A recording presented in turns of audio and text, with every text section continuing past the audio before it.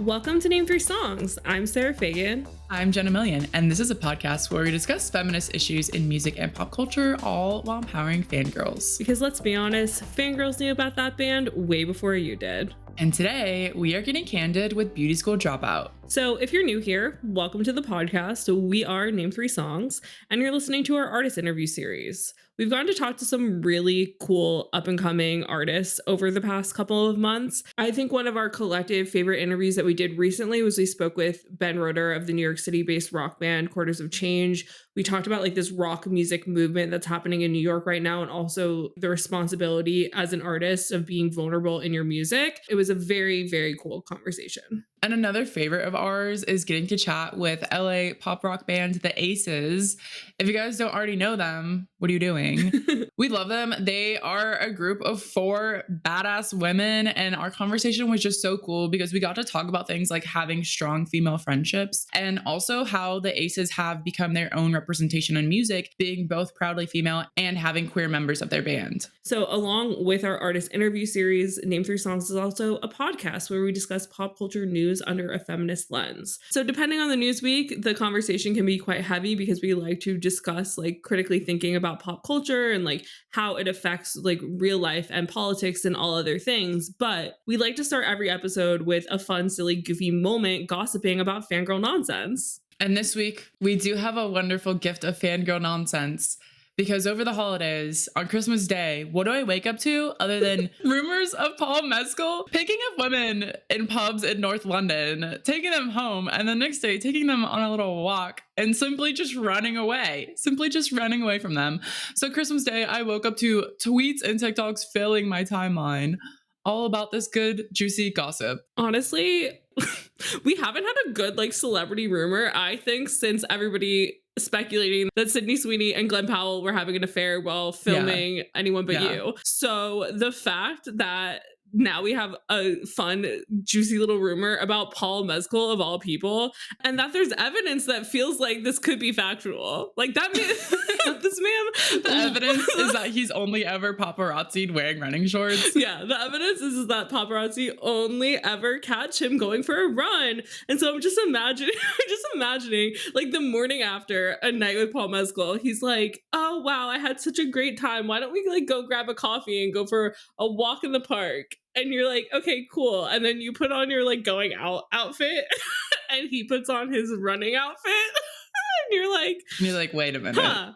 And then you get your coffee and you go to the park and you're talking. You're like, all right, well, I had a great time. See you around. And then he just books it. I mean, it just runs off. 2 birds with 1 stone. I just I love it so much. And that's honestly I think the first TikTok that I saw about it made it sound like that's kind of what he does. The first person I saw was I heard about this from a friend of a friend. So I'm as fangirl nonsense goes, this is some of the best fangirl nonsense we've had in a while because for the past 2 months, most of our fangirl nonsense has been about Saltburn and Jacob Elordi and Barry Keoghan. All very true things. All things worth fangirling over. If you want to come enjoy in all the fangirl nonsense and also the critical thinking that we do about pop culture, come find our weekly episodes and you can subscribe to be notified when those drop. And also, if you like this interview and you want to chat more with us, we would love to hear from you. We are at Name 3 Songs on Instagram and TikTok. We are always down for a conversation. And with all that, now we are getting candid with Beauty School Dropout. The band released their sophomore album, Ready to Eat, this October, and they've had a very busy year of touring. They've opened for Blink-182, for Jaden, for Maggie Lindemann, as well as performing at Lollapalooza and Download Fest and doing their own headline tour across the US. On top of that, a fun fact that I love about this band is that in 2022, they were signed to a new record label by Mark Hoppus from Blink-182, which also has investor support from Pete Wentz of Fall Out Boy. So some fun emo kid tiebacks there. So we're getting candid with Beauty School Dropout. We're talking about the importance of fangirl culture and how it's keeping the music industry alive. We also discuss how they combine their influences of scene and hardcore music along with pop music songwriting when it comes to their songs. And also how they're teaching a new generation of concert goers to open the mosh pit up, which is very important education. We support it very much. And so with all of that, let's go get candid with Beauty School Dropout. All right, today we are joined by Beauty School Dropout. Hello, guys. Thanks for joining us. Hello. Howdy. How's it going? Can you all go around and say your names so that we can hear your names and voices? Absolutely. I am Beepus. I'm Colie. I'm Bardo. Wonderful. Thank you guys for being here. So I know that you've had kind of a crazy 2023. You've basically been touring for 9 months, but you also just wrapped up your own headlining tour around some iconic venues around the States. What was this experience like for y'all? Oh my God, it's absolutely insanity. We have quite a little cult fan base under our belt, and they just go above and beyond to put on for us. I mean, as we do for them as well, but it's just crazy. Feral. That's a good way to put it. Feral. Feral. It was my favorite tour to date, I would say. That's awesome. I guess some insight for you guys too. Like, we didn't bring a formal TM, so we ended up bringing like our dads out with us to help drive and tech, and then we had some fans who became friends who were gonna drive and basically caravan the whole tour, and we were just like, "Do you guys just want to do merch and VIP for us?" And they ended up crushing it for us. So like, it was just a big family vibe, and it was really, really, really special. Gotta love that fan to industry pipeline. It works.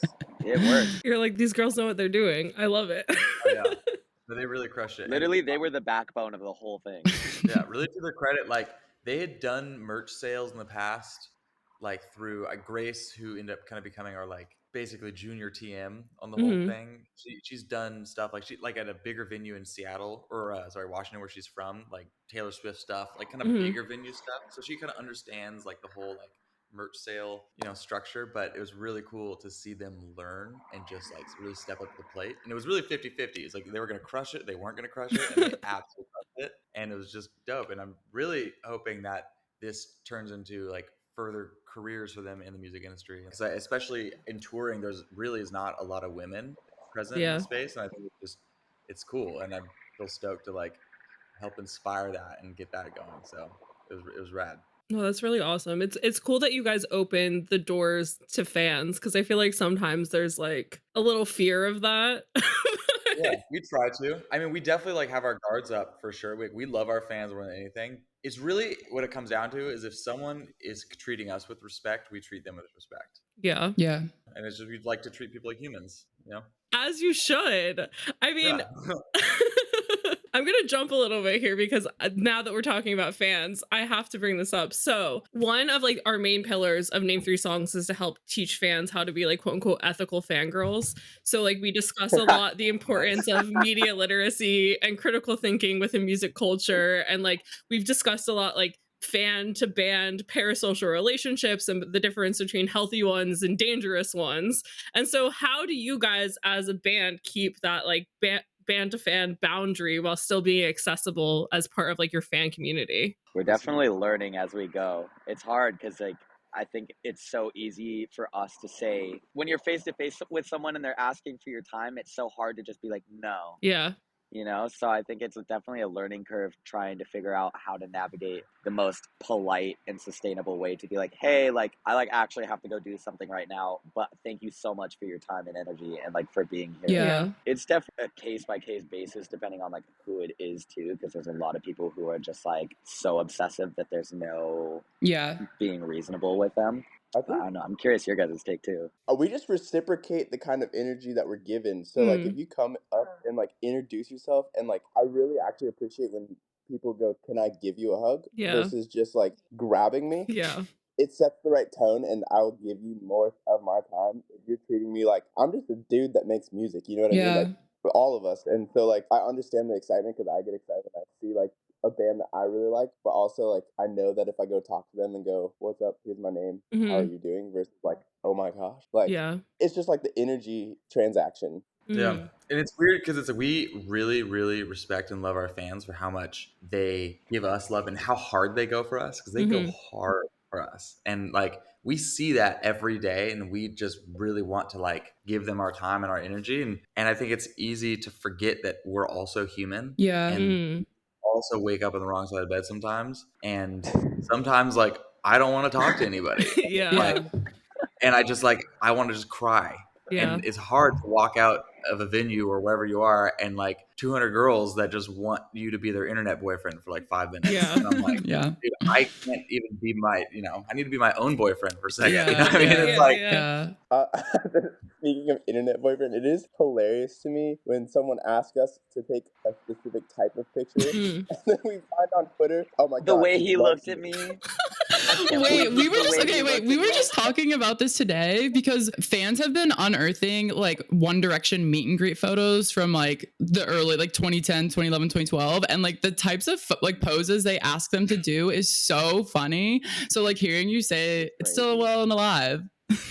oh yeah, It's very well Oh, yeah. alive. I had one of it's my interesting, most but high performing tweets I think I ever put on Twitter was literally I saw a thread of girls who were like, OMG, why is Colie looking at me like that? But like I remembered the exact encounter I had with them, and it was them being like, hey, can you like smile at me really quick? And they like shot the photo and then put that context up, and I was like, not you guys asking me to smile for a photo and then being like, the way he looks at me.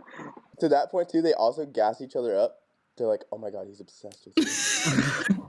But like we're very much like in the era of lean into the delusion, and I feel like everybody's like being so supportive of it, where it's like, okay, I love that you guys are supporting each other. And then it's funny because it's like I've noticed there's like this thing like, oh my god, he loves you, like look how much he looks at you. But then they're like, we post a photo of our girlfriends and they're like, oh my god, she's the queen. Like so they'll like lose all that and then immediately go to like, no, like she's the best. Like we come to shows and like some of the girls wear I Heart Sadie shirts, and it's just like, and my girlfriend's name is Sadie, and I'm like, you were like 2 weeks ago, you were like, I was your what? Like what's the storyline here? I mean, I love that. Because like Jenna and I grew up in like the Warped Tour world, and I just remember like growing up being like an all-time low fan. Girls were like rabidly mean about their girlfriends, and like now that the fans are like, no, we love their girlfriends, we're gonna like put them on our Pinterest vision boards and try and be as cool as they are. True. I mean, you guys have been making music together for a little while now, but very recently in the past like 2 or so years, I feel like you've really been on an upward trajectory. And you know, we're talking about like you have these fans who will come and line up for you and are like really excited to see you and all this. Do you feel like there's an aspect of community that's been created around Beauty School Dropout and like your fans? 1000%. That's the best thing about Beauty School Dropout. Easily the best thing about Beauty School Dropout. It's the community is what it's all about. And it's like, I think all of our favorite things, and like, we love the Dropouts so much, and they are truly the most unhinged and hilarious people. And it's like so rad for us to see. We love it. So thankful for it. We built our band on community literally from day one. We had a Discord that we would hang out in. We were doing Zooms during like COVID when we were like still like not even playing shows. Like anyone new, like come and join our Zoom and hang out, like meet each other. And like I think the best way to prove that we have a crazy community is all these kids at the end of every tour are like, thank you for introducing me to my new best friends. And then the next tour, they're traveling the world with each other, and they're like, we're like, how'd you guys meet? And they're like, because of you guys. Yeah And it's so cool to watch that happen in front of our eyes, and you can see it. And like we want to make our shows and our community like a very welcoming place, and I think that's what we're cultivating. Colie, did you have thoughts? That was the thought essentially. I was just gonna say it. It's like we're gonna have to like call on you guys. we kind of all are like the same, same text, just different font. Yeah. Okay, I want to like talk about your shows for a minute, because I feel like your shows are like very chaos, and like you've said like you should expect mosh pits at your shows, which I think is very interesting, because there's like also like at the same time there's been a lot of like online talk and also just like personal experience of me and Sarah going to shows where like crowds don't know what to do anymore, and it's very much like about them recording the moment to like post online later rather than like living in the moment. And like Sarah and I were at a show recently where we're like trying to start the pit and no one else is having it. So like what has this like experience been like for y'all? We're pretty deliberate about telling them exactly what we want and like commanding the crowd. I mean, like for instance, during Scarlet Letter, oftentimes like on the tour we would literally tell everyone to put their phones away and like completely stop recording to enjoy the experience of the song just for that exact sentiment. It's funny because I think concert culture has turned into this thing where everyone feels like they need to be so polite to each other, which I think is great. Like, be respectful to people around you, like, awesome. But there's this thing of like girls showing up at like 4 a.m. to get front row, and I'm like, you guys don't. I appreciate it. You don't need to do that. You're gonna be fine. Like, we all grew up going to shows, and just like I would show up like right after doors and just kind of waltz my way up to the front.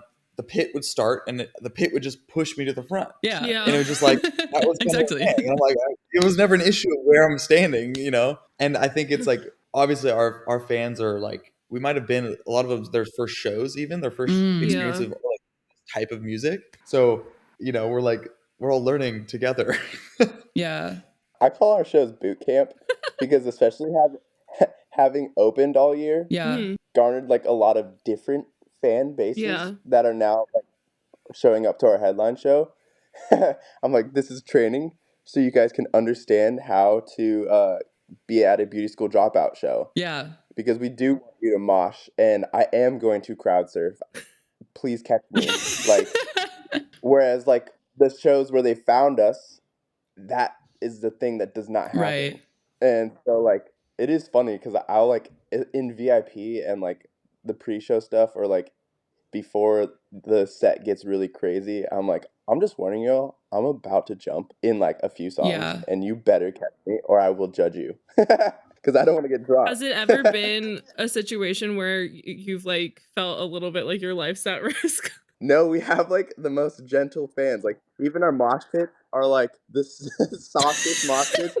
It's great because I think it's like entry level mosh pit. It's awesome.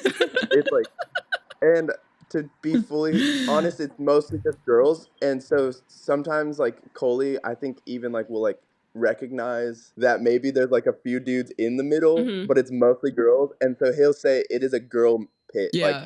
Dude, get out, like we don't need you like throwing some hardcore dance moves in there. I love that. And swinging your fist. Yeah, like that's my idea of a fun time in a pit, is like the amount of times where I've been at a show and I'm like, this is dead, and I'll just like grab someone's hands and spin until like a pit opens, and I'm like, we're just gonna dance in here. Like if anybody does anything worse than that, you're dead. Yeah, exactly. And we like always say like pick up your friends, like because we grew up going to gnarly shows, but like the culture was still pick up your friends when they fall. Like that hasn't changed. So I genuinely think we're teaching this generation group of kids that like us how to go to a quote unquote rock show. It's just so bizarre because it's like, why is this happening? Like, why do people like not know how to behave? And it's like, is it the respectful thing? Is it like this is their first show? Is it like pandemic like taking music away from people and like them just not having grown up with like the same stuff that like we did? It's so wild. Speaking on that too, is like we've had kind of like this like journey because we were one of the I feel like first bands playing shows out of COVID. Like we were definitely throwing them before they were allowed to be like no gatherings. We're like, perfect, let's throw a show. And so like our first like 5 shows in LA were just unhinged parties. They weren't ticketed, they weren't anything. We were just playing parties that we threw at different places, and those were ridiculous. Like we flooded places with liquids, every liquid, and we were like climbing on bar tops, and it was just like rowdy. Well, I think like if you guys are giving off like that vibe, energy, then the audience wants to kind of give it back. Like even just like from watching your guys' live performances just like on YouTube and stuff, like you can tell that like you guys are like, we want to party. And I think sometimes people are just like, if the band's not partying hard enough, then they're not going to. So I love like this, you clearly have kind of this persona and this like stage presence when you're doing your shows and like this relationship with your fans. And on our podcast, we've talked a lot about this idea of like having like an artist persona, or at least having like a fan facing persona. And sometimes it's something that artists do to protect themselves a little bit of like, I need to have like my artist persona in order to like remain private in my personal life. But like, I'm curious like for you guys, how you feel about this. If you feel like your image like as Beauty School Dropout feels like a persona, or is this something you've developed as a band, or is this something that you feel like you kind of already embodied this? I don't think any of us have a persona. I mean, at least I also don't. Yeah, I think we're painfully our authentic self. I would say to a fault that is accurate. Yeah. What you see is what you get. I think it's even so funny that like the fans are like learning exactly who we are too, and like we all have our like tropes, and like they're all leaning into it too. Like I'm kind of the shy one. Do you have your boy band tropes? Yeah, absolutely. Even down to weird things like Cole likes pigeons, and so they bring him in like little pigeon plushies all the time. So One Direction. That's what's so funny about our whole world is like we're treated like such a boy band. We're treated like such a boy band, and it's hilarious because it's like I feel like in LA, like all our friends are like the cool like hip kids, and like you guys are like a sick rock band, and we're like you guys have no idea. Like we're not. We're like a boy band. Like we just happen to make rock music. It's so funny. Yeah, we're heavy 5 sauce. It's like. I don't know. I love it though. I fucking love it because I think it's wild for our friends to see, especially in the rock world. A lot of our rock friends were like, it's a different scene, and they see how our fans go hard for us, and they're like, what? They're like your fans are wild. And we're like, we know and we love it. Like it really is so special. And I love this idea that like you guys kind of feel like a boy band because like in looking at your social media, there seem to be a lot of like impassioned female fans, which is like, and to us is an early sign of success. Like if the girls are backing you, then there's no chance that you're not going to succeed. And like this has been proven, like success follows the girls with like Elvis and the Beatles, the 1975, Harry Styles, things like that. And then like girls run the music industry. Literally. No one gives girls enough credit. They absolutely run the music industry. Yeah. When Jenna and I were prepping these questions yesterday, we like remembered that like at the start of our podcast, we did this episode about how like fangirls run the music industry. And we're like, there were like these quotes from Ashton Irwin from 5 Seconds of Summer and somebody in like Penn Badgley's old band that like they felt the need to acknowledge the lack of men in the crowds and being like, oh, like if we have more male fans, like we'll feel more like quote unquote real musicians, which is like the craziest, most unhinged thing to say. So, I mean, like what has your guys' reaction been to having that like female dominated fan base? I want less men. Yes, thank you.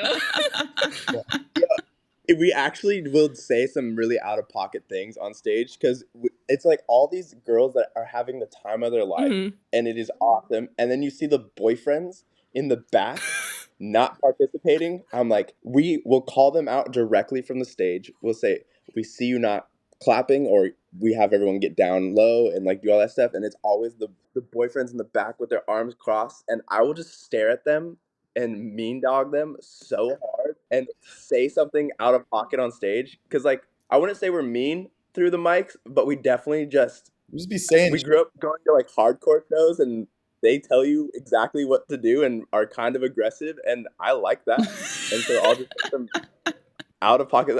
Even one time I was like, y'all are a 5 out of 10 right now, and I am not down with that. Like, and the rest of the show, they went way harder. Good. Yeah. It was perfect. It's all with love. I actually want to see more men at our shows just so I can see a dude getting his ass beat in the pit by a bunch of fucking girls. Girl pits go hard. Girl pits are a whole They're crazy. It's so They're awesome. Crazy. I love girl pits because it's just like it's a different level of fury that comes out.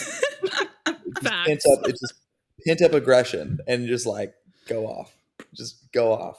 Let's talk about your music for a minute because you have this album, Ready to Eat, that came out in October. This is off the back of a lot of success of your songs. I've seen you talk about how you kind of want to be an eras band. I've seen you also talk about how much you love pop music. I know that you guys have a background in like making music and like producing. How do you feel like this all comes together for this new record? Well, first off, thank you for doing research. That's a rare thing going into interviews. Thank you. Second off, it felt really good putting this all together because I think we were just so excited to put more music out. But it's funny because now that it is out, we're already scheming how we can be more intentional and more thorough for the next one, just like looking at everything hindsight 2020. You said you've like grown up going to like a lot more hardcore shows. Your music now is still like very rock heavy, but like I saw specifically you guys like going on a tangent about how much you love pop music, and I just wonder if you feel like there's an aspect of pop that like you bring into your songwriting. Oh, absolutely. 100%. We call it the campfire rule, the campfire test. All of our songs you can play on an acoustic guitar and just sing it. Okay. Even doesn't matter how heavy it is, like that's like very important to us that the song is good. And I think that's what pop always strives for versus like some other genres forget about that sometimes. Obviously, that's not always true, but we just want good music and then for it to be rock cleaning. Yeah. Yeah. And the errors thing is spot on. Like we really like to just change, and I think you know what it is. We are squirrels, and we just get And Swifties.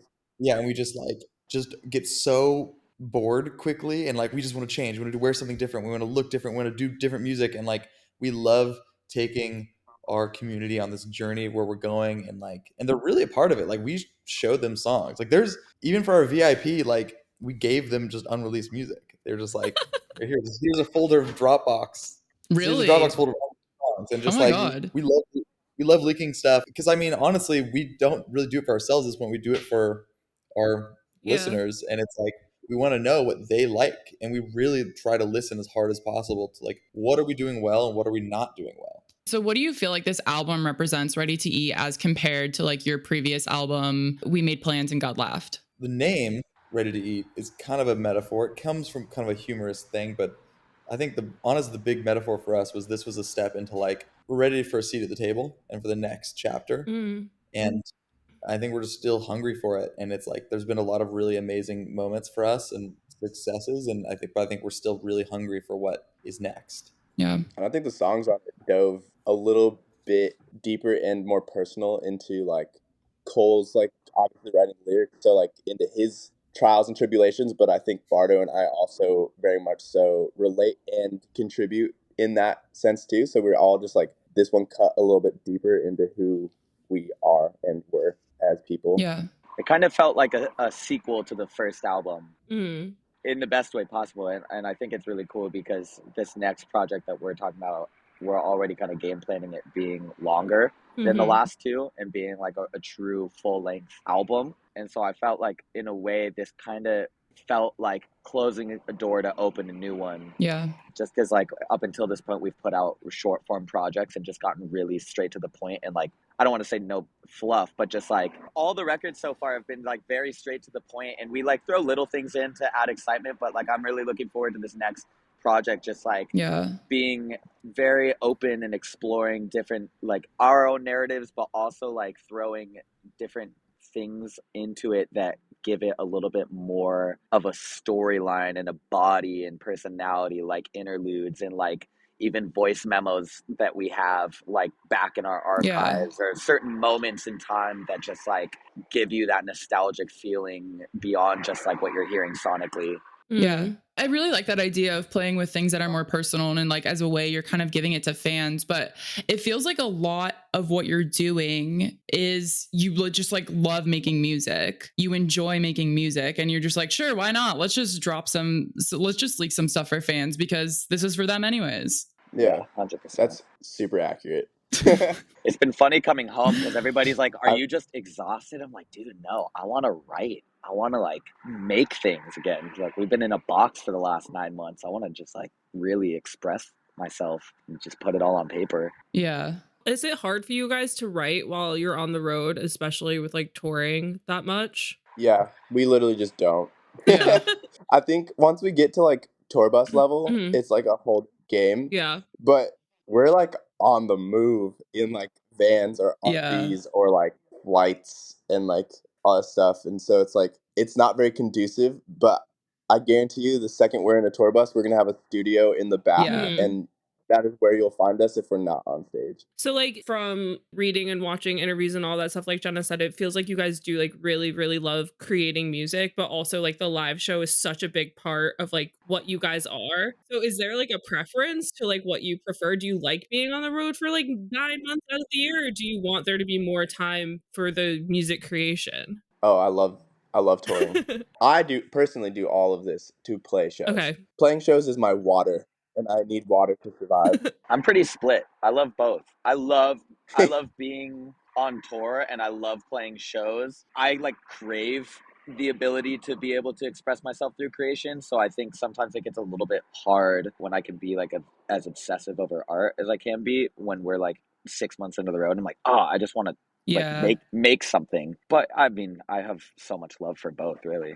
Do you feel like writing and being on stage are just two completely different things where they're like compartmentalized, or do you feel like they influence each other? They influence each other for sure. And the more that I do the performance side of things, the more that I find myself considering those aspects in writing, and maybe less so in like the literature, but in terms of like dynamic when we're writing songs, and just like how it'll translate live and how it'll create a moment within what we're doing and what we're performing. But I also try and avoid talking too much. What I don't want is to become the band that's on the road so much that eventually we're just writing songs about being a band on the road.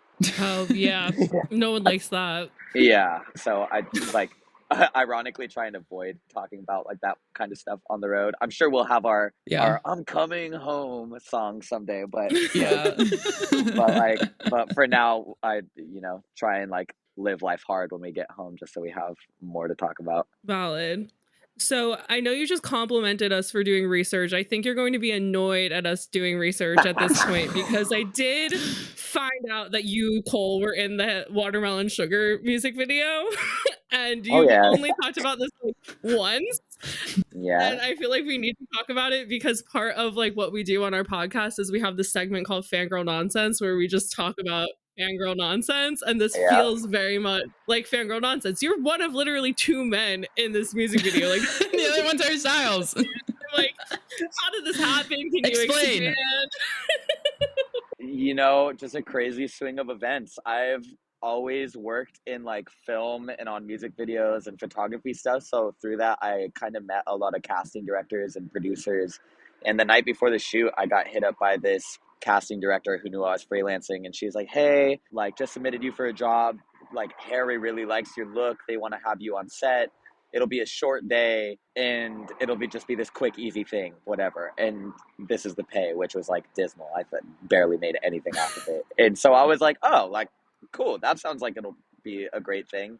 But to be honest, I was like pretty pissed after, because it was like a 14-hour day. I didn't know I was going to be in a pink Speedo.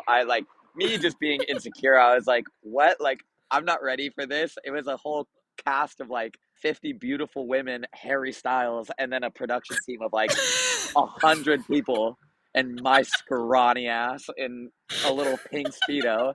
Which, by the way, there actually is another guy in the video. Yeah, there's one more dude, one more guy. He's there. And they made us play rock, paper, scissors, and I lost. So, like, when it happened, I was pretty defeated. But now... Wait, you lost, so you had to wear the Speedo? Yeah. They're like, all right, because so at this point, like, call time was like 7, right? And we've been sitting here for like 2 hours. It's like 9:30. They're getting final touches on styling down. And they're like, all right, like, we're the only 2 guys, we're the last 2 people to be styled. And they're like, so who looks better in a pink Speedo? And we both look at each other because, like I said, A, it's way too early. B, we're being underpaid. C, we were not expecting to be in Speedos today with Harry Styles. So we're just like, me and this dude look at each other like, oh, no. And they're like, all right, play rock, paper, scissors over it. Of course, I lose. And then it was just like... It was the only fair way to do it. Yeah, the big reveal. Oh, my God.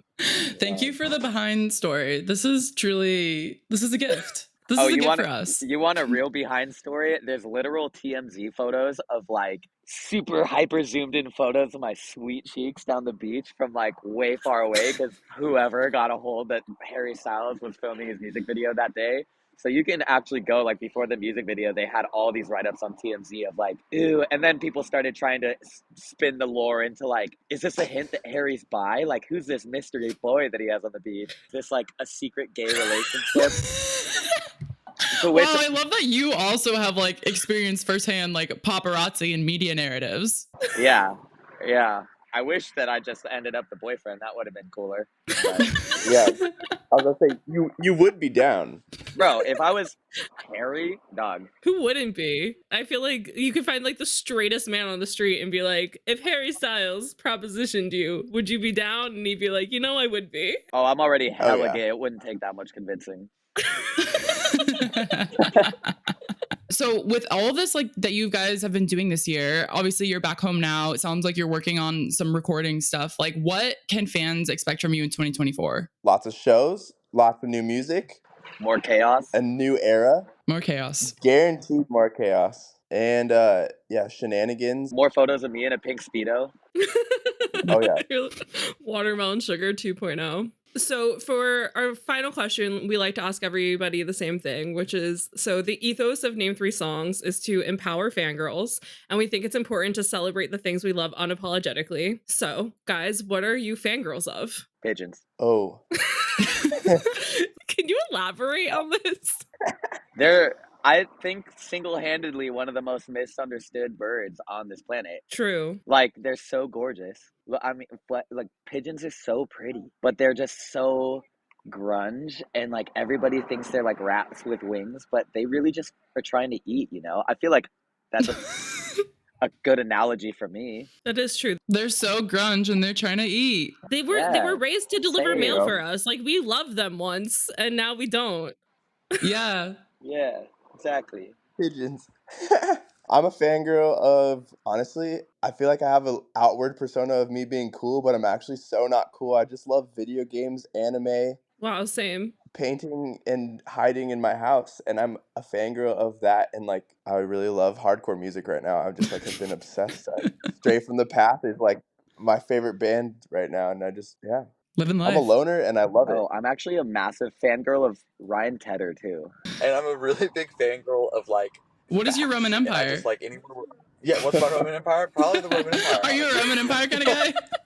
No, like I just love like whenever like touring, I'm always like looking up like architectural facts about cities that we're in or like weird things like that.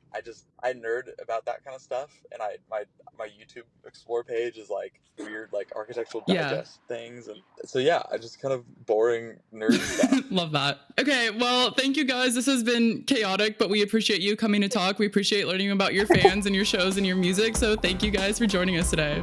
Yeah, of course. Thank you for dealing with us. I will say, they are right that fangirls run the music industry. And that is why we're here today. They agreed on that. They are well aware of that, and that's all that matters. That really is all that matters. And I think also more bands should just like deal with the fact that they're boy bands. Like they all just need to deal with the fact that they're boy bands. But I do think that somebody needs to inform that liking pigeons is not a boy band trope. Like, boy band trope is the quiet one, the sexy one, the bad boy. Nowhere in the boy band lexicon is pigeon loving, although Louis Tomlinson, I guess, would beg to differ. No, it very much was giving One Direction core. Like, right? Like, yes. Like the moment when he said that. But no, I think like on top of all of that, like in all seriousness, I think like the way that they were talking about their passion for writing, yet also the passion for being on the road, and how like those two things are kind of like battling against each other right now with the stage that they are at as a band, was very interesting. Because I know a lot of artists are like really inspired being on the road, and the fact that they're like, no, we know for a fact if we wrote on the road right now, all we would be writing about is being on the road, and no one wants that. I thought that was very interesting. That is. I feel like they're at a very interesting point in their careers. Like, they're at the cusp of a lot of things. And I feel like 2024 is going to hold some exciting things for them. Yeah, definitely. Thanks for getting candid with us and Beauty School Dropout today. This has been Sarah and Jenna from Name 3 Songs. And if you have thoughts, feelings, questions, fangirl nonsense, you can come find us at Name 3 Songs on Instagram and TikTok. And to get your pop culture fix, you can listen to new episodes of Name 3 Songs podcast every Wednesday. And until next time, never let anyone make you feel bad about your favorite band.